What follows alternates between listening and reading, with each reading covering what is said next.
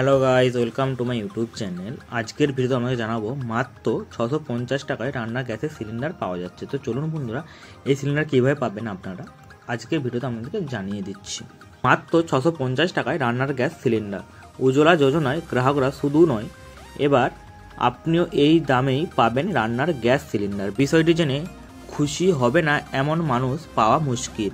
হয়তো ভাবছেন এটা সরকারের নির্বাচনে পূর্ববর্তী চমক, কিন্তু না, মাত্র 650 টাকায় এই গ্যাস সিলিন্ডার পাবেন ঠিকই, কিন্তু এখানে অন্য একটি বিষয় আছে।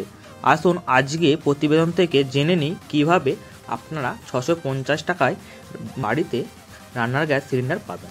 গত 30 আগস্ট বাড়ি রান্নার গ্যাস সিলিন্ডারের দাম এক ধাক্কায় 200 টাকা কমানো হয়েছিল। তারপর থেকে প্রায় 6 মাস হতে চলছে সেই দাম অপরিবর্তিত আছে, অথচ এর মাঝে বাণিজ্যিক রান্নার গ্যাস সিলিন্ডারের দাম কখনো বেড়েছে কখনো কমেছে। এই ফেব্রুয়ারি মাসের শুরুতেই তার দাম 18 টাকা বাড়িয়ে দেওয়া হয়েছে। এই পরিস্থিতিতে কলকাতায় বাড়িতে রান্নার লাল রঙের 14.2 কেজি এলপিজি সিলিন্ডারের দাম বর্তমানে 929 টাকা।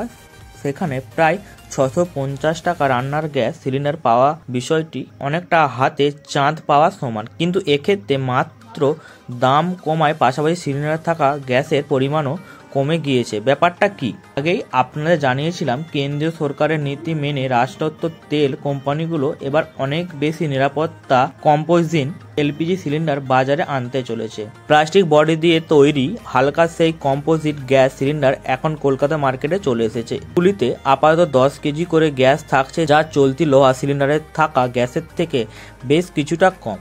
সেই কম্পোজিট সিলিন্ডারের দাম 650 টাকা হয়েছে। আরও নির্দিষ্ট করে বলল, কলকাতা বাজারে এই গ্যাস সিলিন্ডারের 652 টাকায় পাওয়া যাবে। এক্ষেত্রে যারা একটু নিম্ন আয়ের মানুষ বা যারা মাসে বেশ গ্যাস লাগে না, তারা উপকৃত হবেন, কারণ বাজারে প্রচলিত গ্যাস সিলিন্ডার কিনতে প্রায় 1000 টাকার কাছাকাছি খরচ হয়ে যাচ্ছিল। এই পরিস্থিতিতে কম্পোজিট গ্যাস সিলিন্ডার বাজারে চলে আসার সঙ্গে সঙ্গে অনেক টাকা বের করার ঝামেলা থেকে কিছুটা হলেও রেহাই মিলবে। তাছাড়া এই কম্পোজিট গ্যাস সিলিন্ডার অনেক বেশি নিরাপদ। বিশেষজ্ঞদের মতে এটি বিস্ফোরণ হওয়ার প্রায় কোনো সম্ভাবনাই নেই।